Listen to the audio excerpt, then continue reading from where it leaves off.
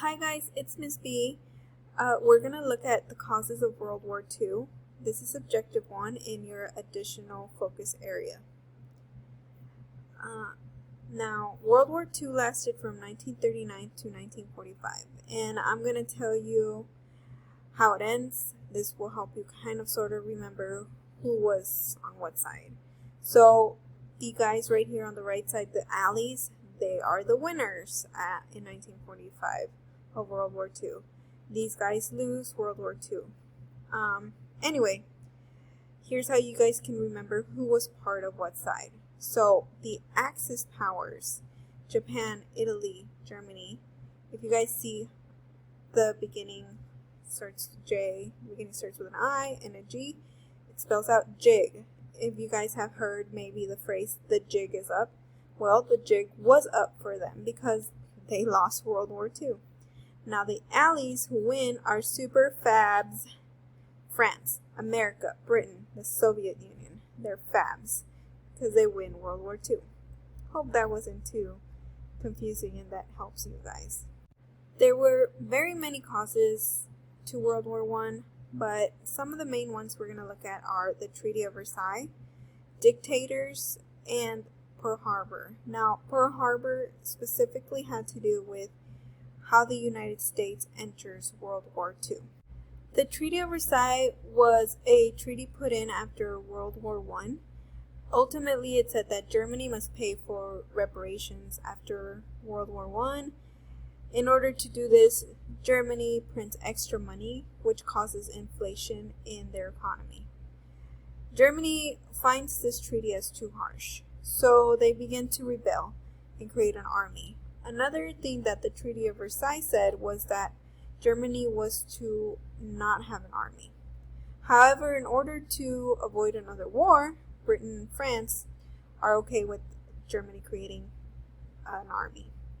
The army eventually becomes really strong, and then Hitler invades Poland in 1939 when World War II begins. This is where we're going to go into dictators. The first dictator we're going to look at is Joseph Stalin from the Soviet Union, also known as the USSR. Stalin wants to strengthen the economy and communism. He and Germany and Hitler are friendly at the beginning of World War II, but ultimately Germany attacks the Soviet Union in 1941, and this is where the Soviet Union joins the Allied side. What he's also known for is killing about 20 to 40 million Soviet Union citizens who spoke out against communism. He would do this by creating famines, which means that he would destroy farms, which led to people starving to death. The next dictator we're going to look at is Benito Mussolini, which is the dictator from Italy. I can remember his name, Mussolini, by thinking of pasta like spaghetti and linguine, which obviously reminds me of Italy or Italian food. And that's how I connect that he is the Italian dictator. Anyway, he is a fascist. A fascist is somebody that believes that the government should have all the power and should be ruled by a single leader or dictator. Now, he is able to create a fascist government and become a dictator because he is a strong speaker and he appeals to a lot of Italians, especially by promising to bring back Italy's greatness. In 1940, Italy and Mussolini joined the Axis powers and helped Hitler during World War II. He finds out that the war is way too big for Italy and they want to get out of the war. The last speaker we're going to look at is Adolf Hitler from Germany, who I'm pretty sure you guys have either seen or heard of. He was the leader and dictator of the Nazi Party. He was appointed chancellor by the German president, and he was also a strong speaker because he studied the dictator Benito Mussolini. His strong speeches helped him rise to power when he spoke out against the Treaty of Versailles. He also, like Mussolini, promised German greatness. But most importantly, he is known for starting World War II, and he is responsible for the death of 6 million German Jews, which he called ethnic cleansing. The murder of these 6 million Jews was known as the Holocaust, which is an event that you guys probably have also heard about.